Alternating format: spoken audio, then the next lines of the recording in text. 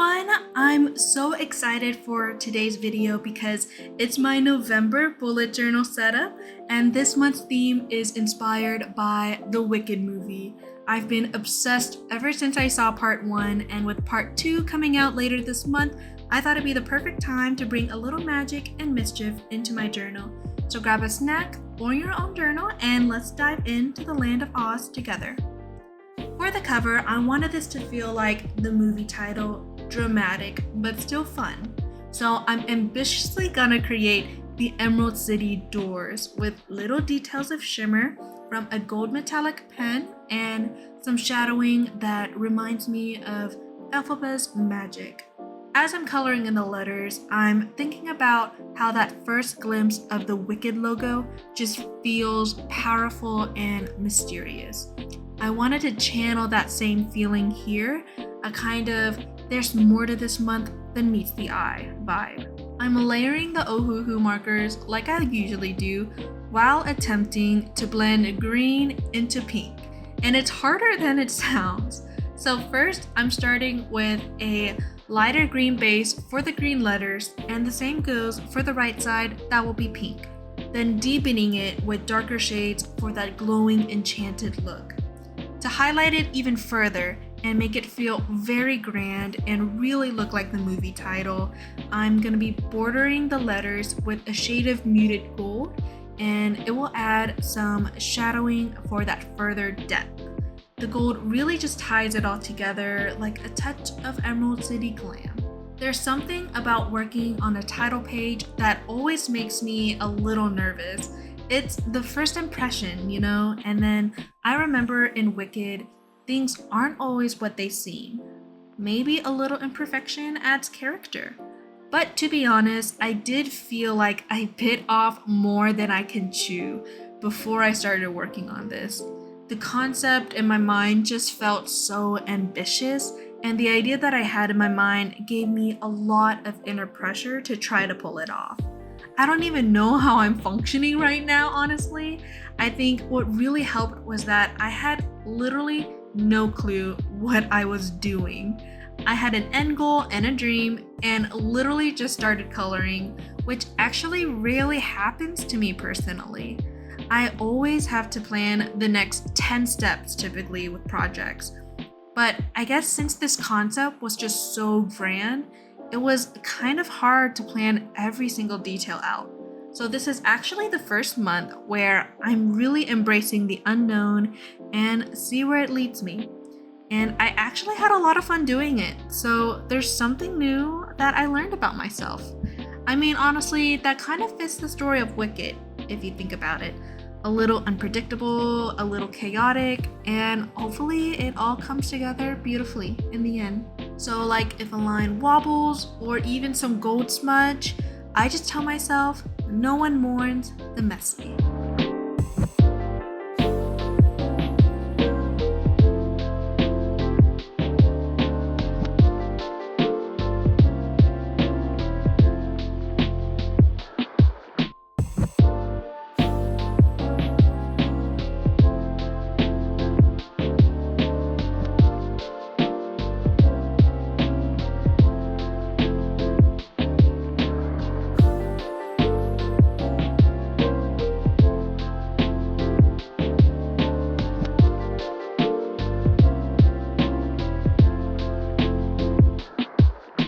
So right here is where I'm starting on the background for the movie title. I was inspired by the background of the actual movie poster. And how do you sketch out clouds? And how do you sketch out ominous ambiance? Talking details here. So I literally had to go based off of what I saw, but also freestyle most of it. The main beginning part was to just capture the blending of pink and green as the base first, and I'm gonna be doing rough shapes for the clouds afterwards. But yeah, mentally I was struggling a little bit because one thing you gotta know about me, I am very much a type A person. I have to have something sketched out in almost every detail, and then I would pick up a marker afterwards. So to basically freehand these clouds was a literal nightmare. At first, it was kind of fun a little later on to just add a cloud here and there just because I felt like it. Like later on, you'll see that empty corner on the bottom left side there. I see that it feels kind of empty, so I'm gonna be adding clouds there. And I just kept functioning like that, and suddenly I slowly started to see the movie poster before my eyes, like in my own journal. It was like the poster itself was there, and I'm just coloring its existence in, if that even makes any sense. I started adding more colors in, like blue and yellow for that extra depth, and it really adds to the ambiance I'm trying to capture. Like something important is about to happen. Basically, I focus my darker tones, like the darker green and dark blues, around the clouds so that it can highlight the lightness and fluffiness of them. So it'll basically give them more shape in the end. If ever I'm in doubt about putting too contrasting of a color next to another color, I just find the medium between the two and blend them out. That's what I love about these markers. They can really be forgiving if you let them.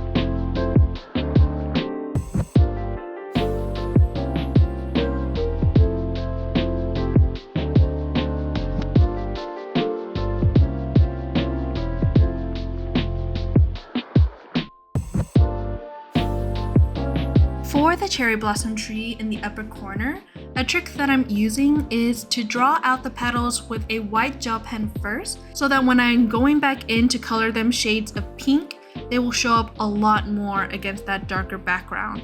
So just a quick tip on how to highlight something light against something really dark.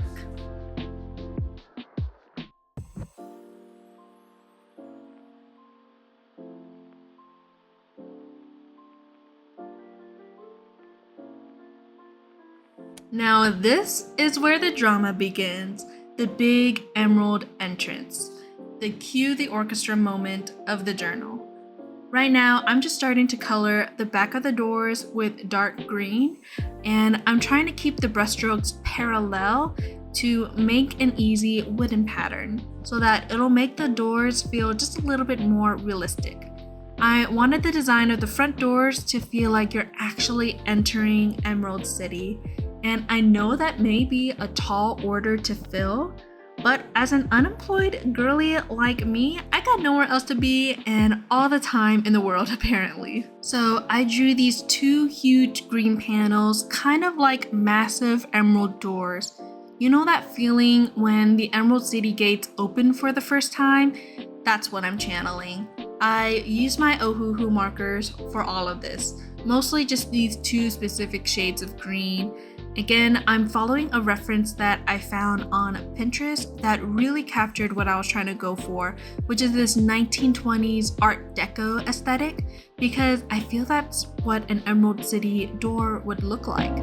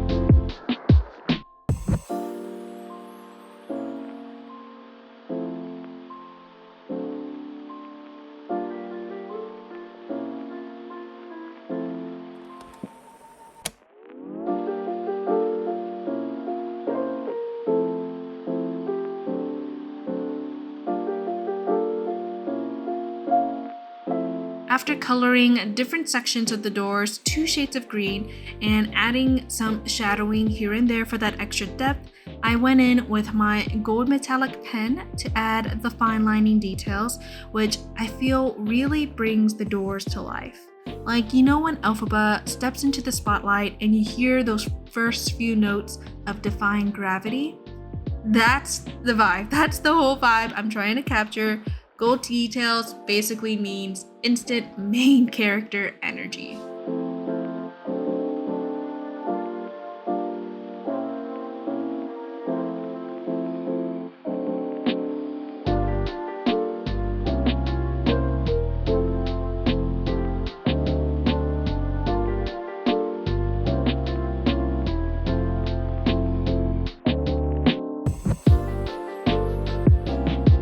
Putting all the pieces together, I have to cut out the excess corners of the doors first because I want the shape of the doors to show through. Afterwards, I tape the inner half of the door down first so that I can only move the flaps of the doors. Once those are taped down, the door panels are ready to be attached. For the background, I'm trying to capture the vibrant fields of flowers or poppies that leads to the Emerald City. Instead of drawing and sketching out every individual flower, which type A me would probably do, lazy me took over and kind of cheated a little bit. First, I'm coloring in a super light base of what I want the colors of the flowers to be. Then, with multiple darker shades of the same color, I created this heart-shaped pattern with the brush end of my Ohuhu. Basically, what you want to do is just press down on the brush end side facing away from you and do the exact same thing to the other side. And it creates this tiny little heart. And I literally just repeat this method like a million times for that field of flowers. And the more cluttered it is, the more it'll look like a flower field from afar. But I still try to keep the base background showing through just to capture the depth and layers of the field.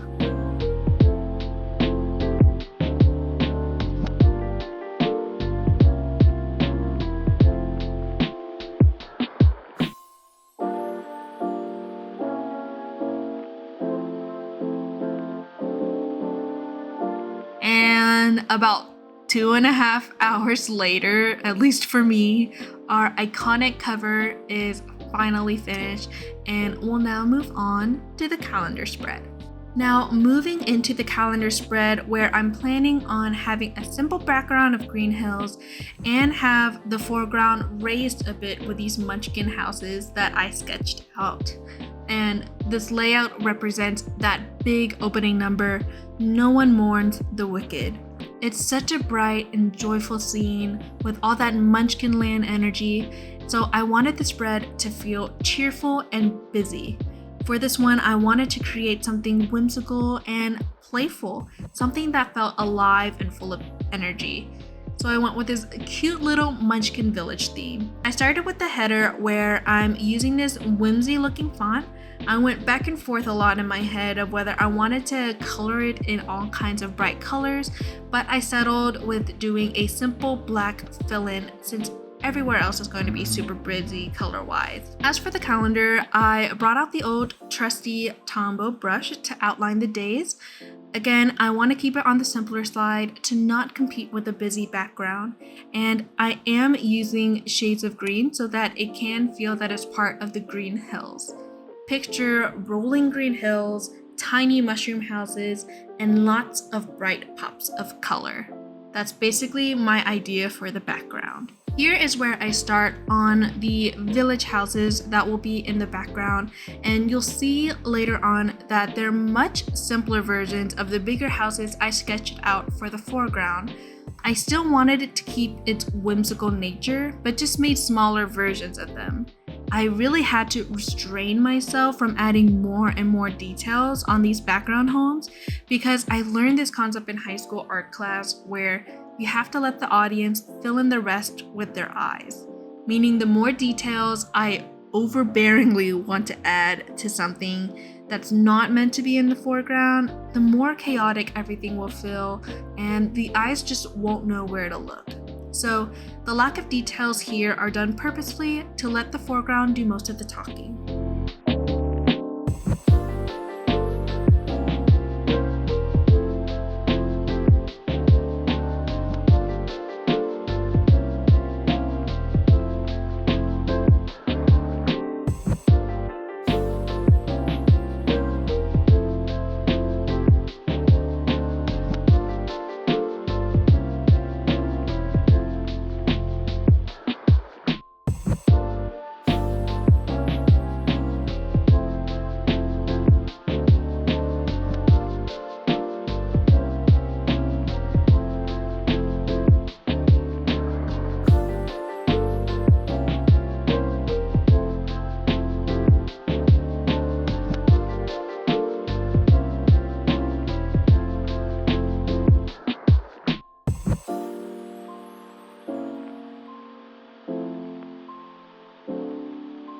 Now this is where the fun part was, at least for me.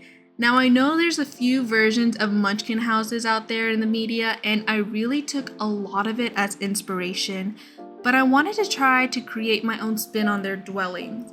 Because when I looked up Munchkin houses online, a lot of these types of houses came up from the original Wizard of Oz, where it's really cute, but on the simple side for my liking. It feels very Dr. Seuss-y, kind of, almost cartoonish. And then when I searched up the houses from the Wicked movie, I saw very interesting shapes with a lot of bright colors. So I kind of wanted to elevate that even further and put a medieval fantasy twist on it by adding some wood and stone detailing to the exterior. I wanted it to feel more of a home with that classic details of like window panels, awnings, and stuff like that. Also, I am a huge fan of the Tinkerbell franchise.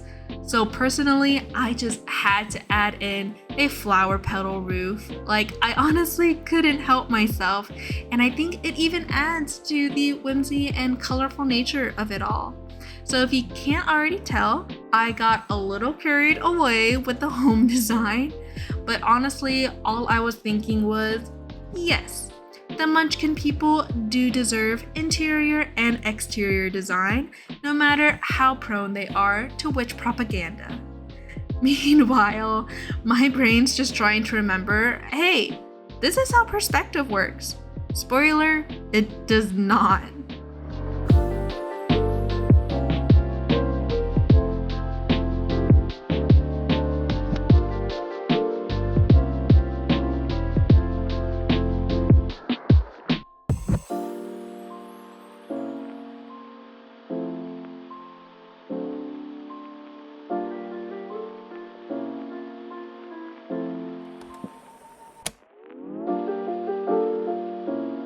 My whole idea with the spread was to just make it sing. I wanted that no one mourns the wicked opening number energy. I wanted it to give joyful, slightly chaotic, everyone's dancing but also gossiping kind of vibe. So I added foam tape to make the foreground cutouts stick out a bit for a little extra depth, because if you can't be extra in your own journal, where can you be? When it was finished, I stepped back and smiled. It looked busy, bright, and just the right amount of chaotic. Okay, on to my favorite, the highlight spread inspired by Popular. This is where I track my favorite moments, big and small, throughout the month. The song is such a fun part of Wicked. Galinda's bubbly energy, trying to make everything sparkle and perfect. So for this page, I wanted it to feel lighthearted, and what's lighter than bubbles? So I drew these translucent pink and blue circles all over the page, overlapping them to look like floating bubbles. The coloring on them was easier than I thought, and it became kind of therapeutic to do so many repeatedly. Basically, I start with the blending Ohuhu marker, using that to color in almost all of the bubble shape, leaving a little bit of the outer edge alone for now. Then I take the lightest shades of blue and pinks that I have and begin to blend in the area that I already colored in. After all that's done, I grab the blending marker again and start blending all over. and have the colors spread out onto the edges. And because the bubbles are translucent, I didn't worry too much about the nearby bubbles overlapping when I color. All in all, it was pretty fun to color in all these bubbles because I'm using this kind of scribbling motion when I color, so it doesn't show a lot of the linear streaking that I typically get. And it feels like I'm coloring like a kid again, and it just feels so freeing. You'll slowly start to see though that after a while, the grayness from the blending marker starts to lift, and it's making the bubbles slowly start to lighten up and really look light and bubbly. As I'm coloring, I'm thinking about how this song always makes me smile because it's about trying, sometimes awkwardly, to make things better. And that's exactly what this page is for. Finding the highlights, the moments that makes the month feel special, even when everything didn't go as planned.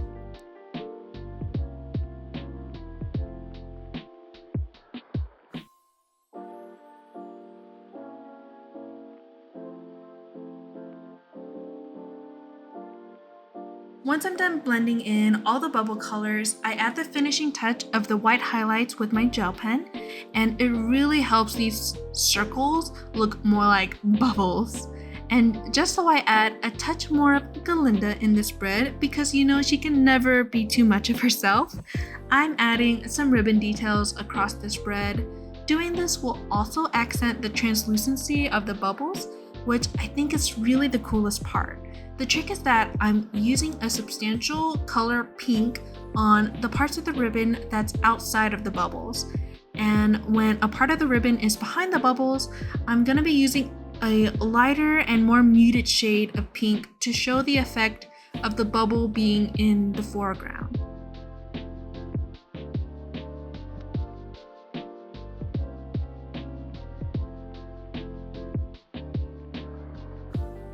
So yeah, this page is my reminder to find joy even in the small things because life's too short not to be popular in your own world.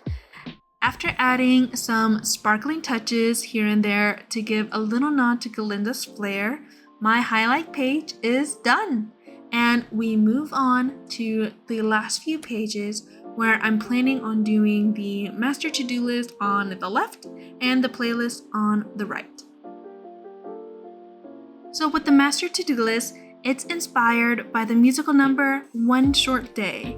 This part of the movie is just pure excitement. Galinda and Elphaba exploring Emerald City for the first time, taking everything in with wide eyes and big dreams, and that's exactly the energy that I wanted here. So this spread is going to be bright green and full of structure, or at least as structured as I can manage. I'm making sure that I have clean lines and perfect round domes with the perfect peach trimmings. Basically, I want this to look as inviting as possible. I found this reference pic on Pinterest and knew I had to use it for this part of the story. I feel that it really shows the boldness and excitement of the city while also using the same color relationship of pink and green that follows the entire storytelling. Honestly, I may have just wanted an excuse to draw and color out the city because the to-do list itself is just gonna be on a simple scrolled paper in the upper corner and has nothing to do with the Emerald City itself. And some might find it lazy composition, and it may be, but I'm just gonna remember how much fun I had coloring this in. As I color, I'm layering different greens in, trying to give it that magical grand quality. I try to use the darkest green that I have for underneath the arches, then shade around the domes to add some more shadow and depth. Then I'll later bring back my new favorite pen this month, the gold metallic gel pen, for that fine detailing of the buildings, and it's additions such as these that I really appreciate because I really think it helps bring everything all to life.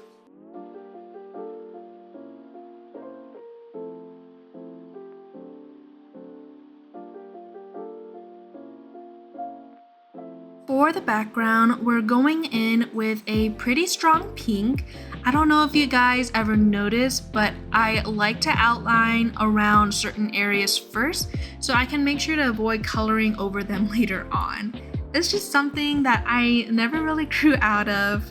I am loving this new scribbling color method though, especially for something like this where it can give the sky a little cloudy texture and kind of makes the whole thing feel pretty ominous. And to make it even extra ominous, I'm going in with a darker pink for the actual clouds. While I'm coloring, I can't help but think about how the song is all about exploring something new and exciting, and that's what my to-do list feels like each month. I don't know what's ahead, but I love that sense of discovery. Sometimes I feel like I'm improvising a lot, especially with the spreads that I'm making this month, but hey, one short day, one big list, right?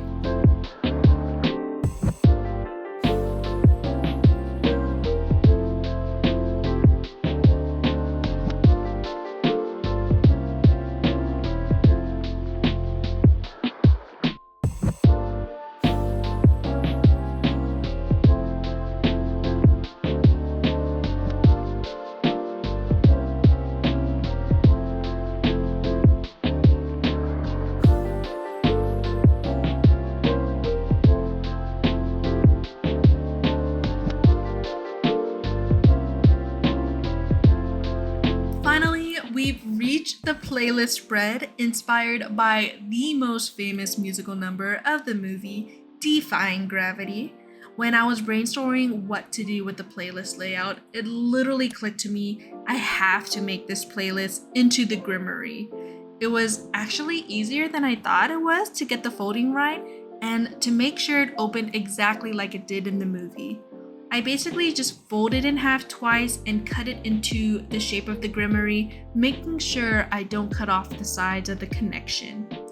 As for the actual part of the page where the playlist would be, I'm using the same coloring and shading as the scroll from the to-do list to bring a bit of cohesion together. Using the same and super fun coloring method of scribbling everywhere, I'm getting the actual playlist ready so I can tape it onto the foldable later. And of course, we all know it's going to be filled with the songs from the movie. So actually, I made it a twist and turned it into a ranking of my top 6 songs, which may or may not be controversial, but feel free to roam your eyes through my ranking in the end. For the cover of the actual Grimmery, I tried to come up with a design that's simple to do to where it won't feel like it'll take a year and a half for me to pull off, but still intricate enough to give it that mystical vibe. So I went with the tried and true branching vines. I feel that it really helps give that organic touch while also letting it still look pretty intricate from afar. Also, as a side note, you may hear this a lot from my previous videos, but typically at this point in the video, my right hand wants to fall off. So I usually just try to take it easy towards the end. And it can't be a Grimmery without the infamous wing spell that Elphaba used in the movie. So I did a very rough coloring of the bird wings at the top of the foldable. I didn't want to make it too detailed because 1, again, my hand wanted to pass out, and 2, I just wanted it to be more of a subtle nod to the reference, but still have the playlist be the main character.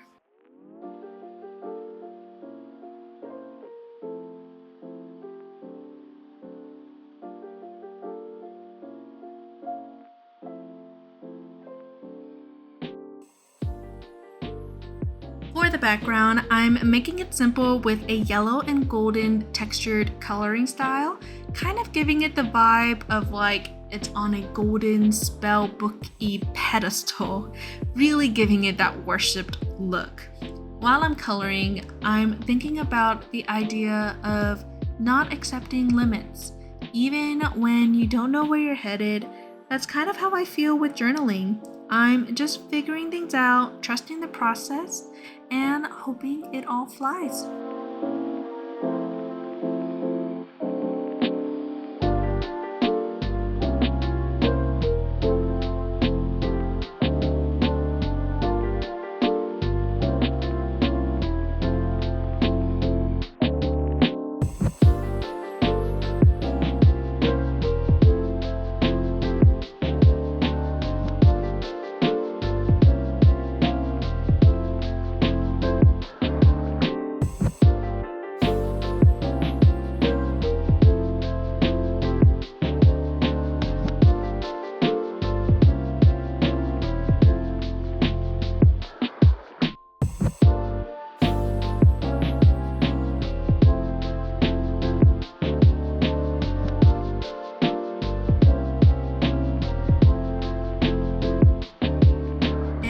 that is it. My November bullet journal setup inspired by Wicked Part 1. I'm so happy with how it turned out. I really tried to keep the tone of the movie, and I think it all came together so nicely.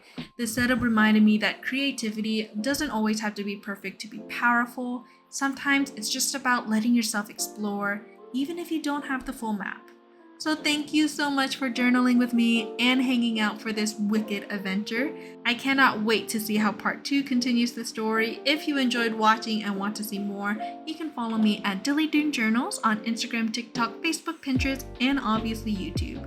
I wish you all a beautiful November and to stay wicked.